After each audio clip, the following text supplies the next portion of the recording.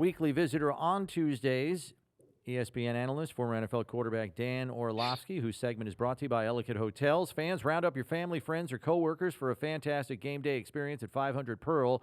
Reserve your pack and book your group event today at 500pearlbuffalo.com. Dan, welcome in. I guess we should begin with a comment that you made on your Twitter handle where you basically said 6 hours ago, I remain adamant the Bills' offense schematically is broken. Maybe just explain that for the football layman as to just what you mean by that statement. Yeah, I think the starting point is that the offense is, one, schematically very predictable. I think we've talked about that. You know, when this football team gets into their 2-by-2 formation, they're really running two plays. They're running their RPO with a little stop and a little flat route, or they're putting Steph on a 5-yard short end.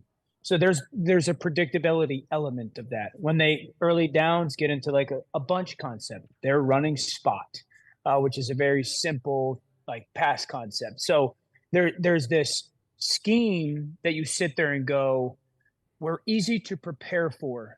And not all the time, but more often than not, teams know the likelihood of the two plays that we're going to run. The second part of that is, for me, they are far too dependent on execution level being a 10 for the play to be successful. There is no easy. I've made the execution of the player or by the player easier by some of the formation that I've done or the action that I've gotten to or the motion that I've used. So if we're having a day or that player is having a day where they're executing at an incredibly high level or the opponent is inferior, then the scheme is going to be efficient. But when they're maybe executing at a 7 out of 10 that day, or the opponent is a high-level opponent, the scheme doesn't give us any advantages. And I don't think that they did things consistently to put their players in situations where they had advantages. I think too often the players were put in situations where there were disadvantages, and those players occasionally, and sometimes more often than not, won because they're so talented and or so good. That doesn't mean that the scheme was the thing that was elevating that performance. How difficult, or you tell us, you sat in quarterback rooms, you watch these coordinators around the league install stuff for a game. How much transformation can an offensive coordinator install or instill into an offense on a short week or, just right out of the gate? Yeah, I mean, I think there's minor changes that how can much happen. Is necessary? I was actually on a team that fired their play caller mid-season, essentially. First game was a disaster. Now that game was in London and short week, and you're trying to put a game plan together on an airplane type of stuff. And after that, significant improvement. So I think there could be minor changes. I think it's going to be more of the subtlety of, hey, we're going to do less of this and more of that. So what more of the things that maybe the quarterback or the offensive line or certain receivers and or tight ends, what they like, and less of what they don't like. Some of the things that just are obvious that the offense can excel in. So I don't think it's, Steve, this drastic change, at least not in my experience. It wasn't that, but it was. And it's not just the play, the game plan. It's also the calls. It's also what call happens in what moments during the games. And,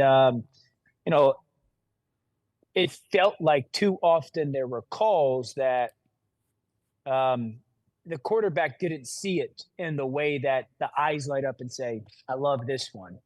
And I think that could be probably the most major change is when that call comes in, you want that quarterback thinking, I don't care what the defense is, we got it. Dan, your ESPN colleague Matt Bowen on his social media handle said the following: Josh Allen's fundamentals have declined, and he's making poor decisions with the ball. There's also a lack of structure / run game consistency with this Bills offense. In the arc of Josh's career, where would you say his fundamentals and decision-making are at this moment? How much do you put on him personally, and how much do you put on the scheme that you just referenced? Yeah. So, lot to this one, Chris. Let me say this on your guys' show. Josh Allen is very far from broken. Very far from broken. How much do I put on Josh? I think Josh would tell you that some of his decisions have not been his best, no doubt.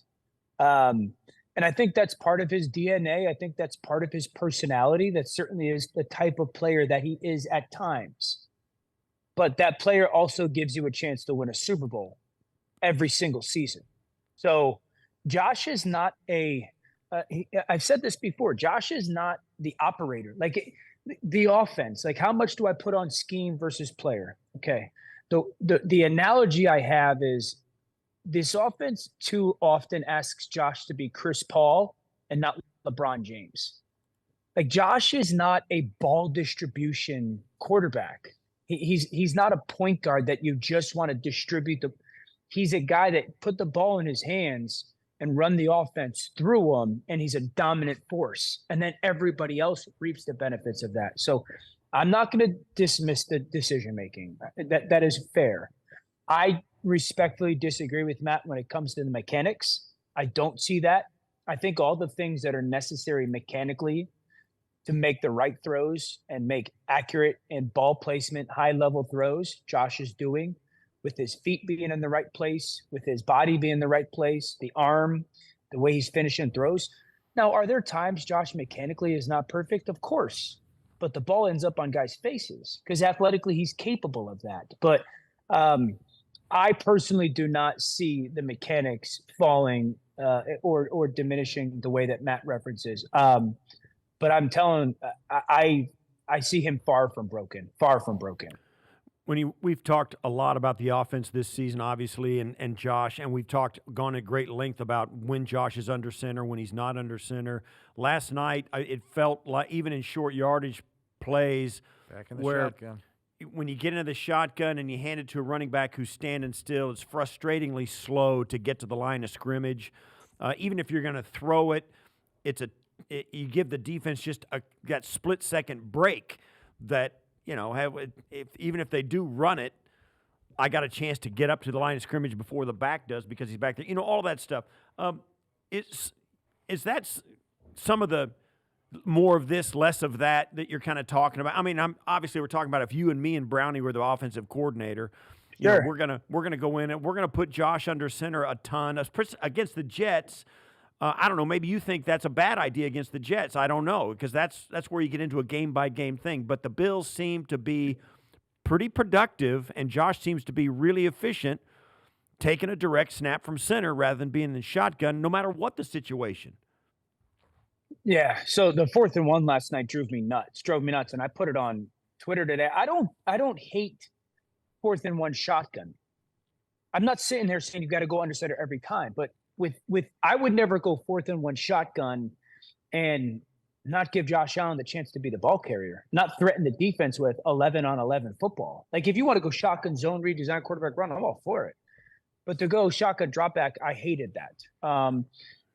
I think that I'm not naive to the fact that it's a shotgun league. But if we're having this honest conversation right now of the offenses in the NFL that are playing their best or playing the best, we're going to put them in a group of Miami. We're going to put it in a group of Houston right now. We're going to put it in a group of San Francisco, Baltimore.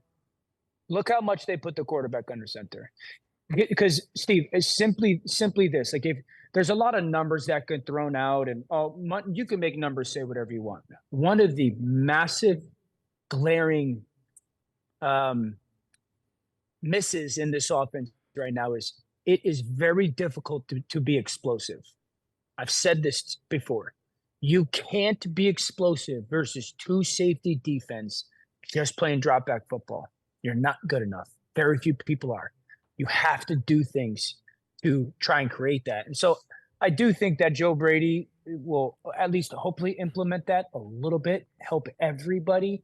I I don't think it's an impossible fix. I honestly do not. I don't know if it's going to be the number one offense in the league, but I do think there are tweaks and changes that they can implement in to help everybody play better. Dan, should Joe Brady be influenced by the following statistic? Josh Allen, in 8 career games against the Jets, has a 6-4 record. He has 9 touchdowns, 10 picks, 7 lost fumbles. So 9 touchdowns, 17 turnovers in 8 career games against the Jets defense, whose defense may be the best it ever has been in that span this season. Should it or should it not influence Joe Brady's game plan this week for the Jets? It absolutely should. And not only Josh's statistical performance, it's who you're going against. There has to be the starting point for Joe should be, hey, how do we as an offense not lose the game? How do we make sure that we don't give this game away again, like we did on Monday night and like we did week 1? Okay, so what were the flaws of those plays? Well, drop back, pass protecting football. Okay, so can we, if we're going to play shotgun drop back football, it has to be one where it's only focused on gaining a completion. I don't think they should do it a lot. That's me personally. You're not going to drop back on this football team defensively. Just think of getting 4 or 5 yard completions and think you're going to go 70, 80 yards 3 or 4 times. It's completely unrealistic. I think that there needs to be a little bit of empty. When you're in empty, the ball has to come out quick. It should be quarterback run or it should be perimeter screens. I think they have to go at least 10 to 12 plays of play action. Why? Number one, you got numbers to protect with your defensive line. Number two, it gives them opportunity to push the ball downfield. Number three, and probably the biggest part of that, is there's checkdowns right in line with what Josh is going to want to do with the football. Instead of number one's not there and then number two's over there, but if I get to number three, I'm dead because the pass rush is so good. So I think there's got to be a mindset of, we've done this kind of stuff versus them and it has not been good. Don't call any of it. There's no need to. So we get to this point of the season, we've got, 7 games left, and it looks now, realistically, the Bills have got to go 5-2 down the stretch to make sure they get in, get 10 wins and they get in. But it's 5-2 against a schedule that is as difficult looking from this end of it. It looks as difficult as any schedule in the league. I mean, they have the Jets, the Eagles, the Chiefs, the Cowboys, the Chargers, and then the Patriots, Dolphins. I mean, it is a gauntlet of a schedule. At 5-2, you just changed your offensive coordinator. I mean, it looks as though the Bills, even at 5-5, they've got a mountain to climb to get into the playoff hunt. Yep. Can they do it, is your question? And how do they do it, Steve? Yeah, and certainly, if they don't go 5-2, they're going to start at week 10 or after week 10. If they don't go 5-2, in about week 13 or 14, they're going to start looking for help, right? Okay. And then it becomes tooth and nail. Now I'll say this though: if they get in, they still have under the hood the engine to get to and win it. Yep. Would you agree with that? Yep. So. Absolutely. And so I think, can they do it? Yes. Do I believe in that? I don't think I honestly don't think I would say yes if I didn't believe it. Is it challenging? For sure. I think if I expect them to come out and play like really inspired football this weekend versus the Jets. Now it's not going to be easy because Zach is playing fine and whatnot. They got to value the football, win that game. They got to find a way to steal one of those in between the Philly, Kansas City, Dallas stretch, that 3-game stretch. You got to find a way to win one. You got to, like, Josh is going to have to have one of those games, and then you got to steal one. Okay. We've talked about all these different things offensively that they might do. Can they get that same defensive performance? I thought their defense played their absolute butts off last night. Yep. So can they get that? One of the things that's got to switch is the turnover stuff, right? You guys aren't having me come on here telling everybody turnovers matter. So I called week 3 of Monday Night Football this year versus Cincinnati versus the Rams. Cincinnati was 0-2.